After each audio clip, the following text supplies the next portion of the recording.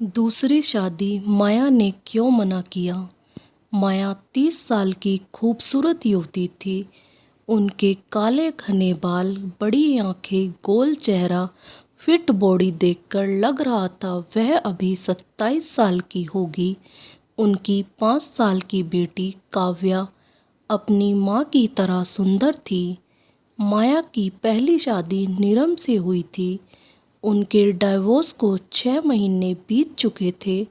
माया एक bakery shop पर काम करके अपना और अपनी बेटी का खुद ख्याल रखती थी। उनके परिवार वालों ने दूसरी शादी का दबाव डाला, लेकिन माया का मन दूसरी शादी से उड़ चुका था।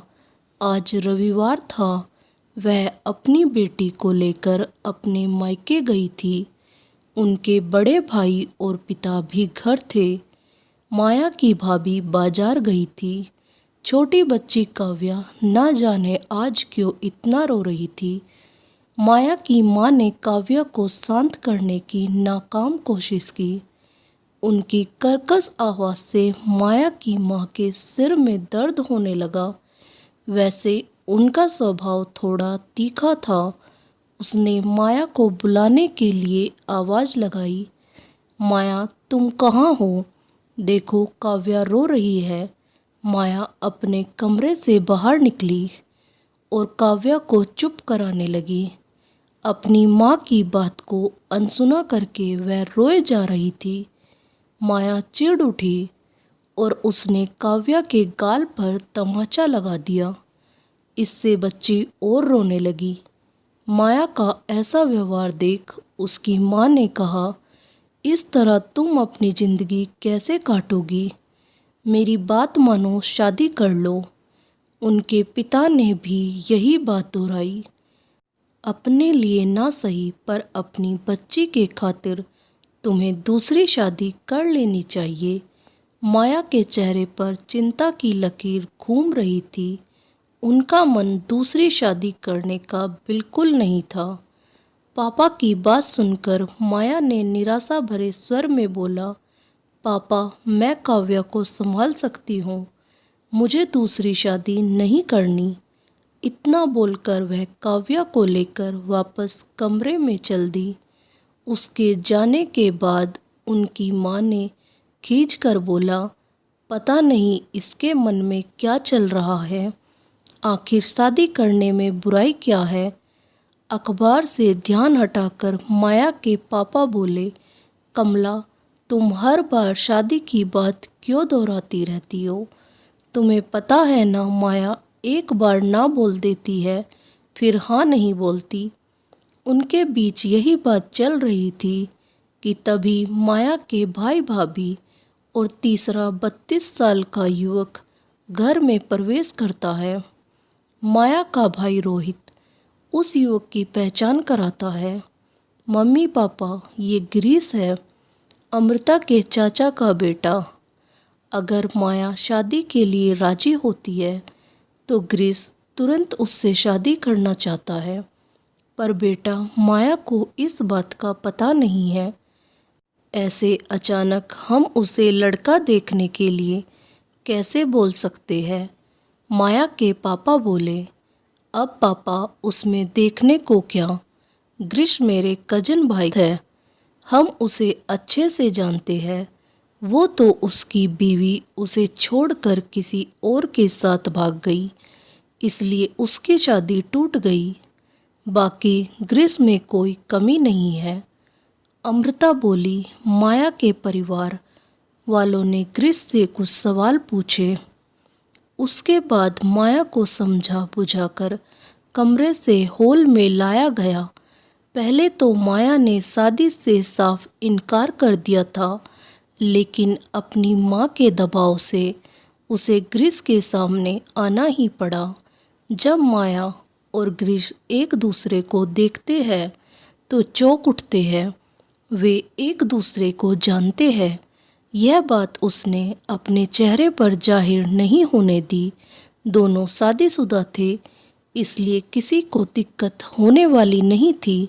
ग्रीष्म के माता पिता नहीं थे उसकी एक बहन थी जो विदेश में थी। ग्रीष्म माया की बेटी काव्या को भी अपनाने के लिए तैयार था, इसलिए माया के माता पिता उनकी शादी से खुश थे। परिवार की खुशी के खातिर माया ग्रीस से बात करती है। उन दोनों की बातचीत से हमें यह पता चलता है कि माया और नीरम की शादी टूटने की वजह ग्रीस था। नीरम से पहले ग्रीस माया को देखने आया था। उसे माया पसंद थी, लेकिन उसकी मौसी ने उसकी शादी अपनी बहन की बेटी से करवा दी। उसके 4 महीने बाद माया की शादी नीरम से हो गई। शादी के कुछ महीने बाद माया को पता चला कि उसकी भाभी का कजिन ग्रीस नीरम का दोस्त है। जब अचानक माया के घर ग्रीस का आना जाना हुआ, तब माया को इस बात का पता चला। माया ने कई बार नीरम से बात की, वह अपने दोस्त को घर पर ना बुलाए। इस तरह कोई उसके घर आए यह उसे पसंद नहीं है। एक दिन नीरम की गैर हाजिरी में ग्रीस माया से बात करने आए।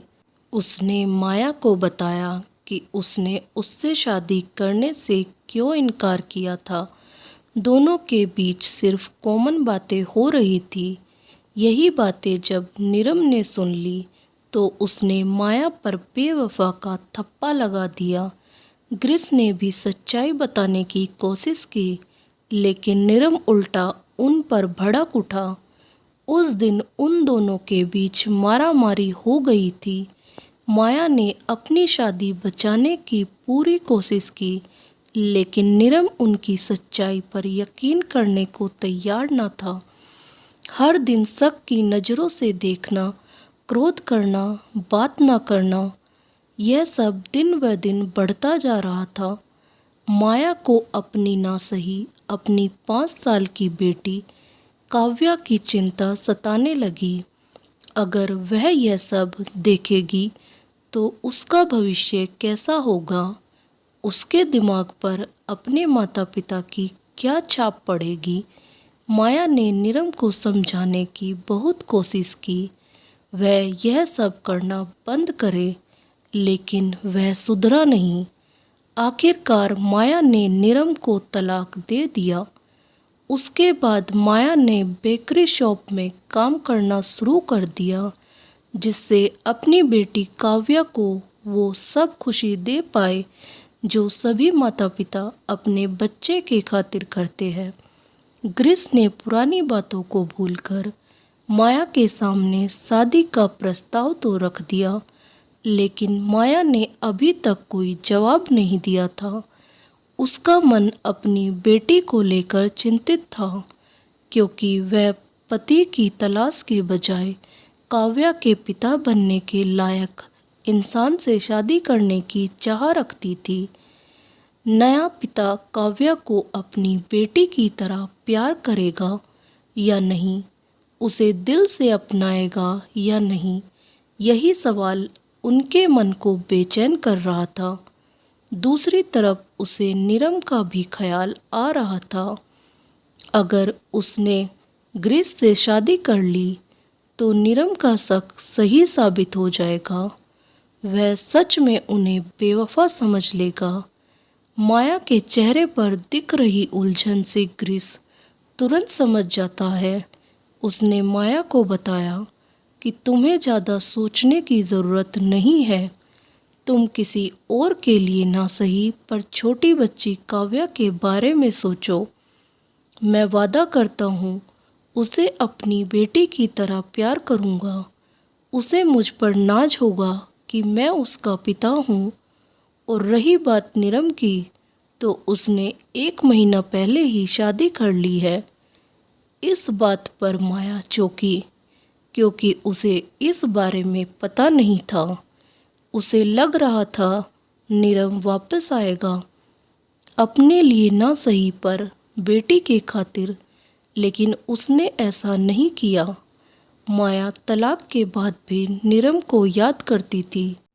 अपनी बेटी को पापा का प्यार मिले, इसलिए वह नीरम से कई बार बात भी कर चुकी थी, लेकिन नीरम वापस जुड़ने के बारे में कोई बात नहीं करता था। अंत में हार कर माया ने उससे मिलना छोड़ दिया। वह शादी के झंझट से छूटकर अपनी बेटी की परवरिश पर ध्यान देने लगी।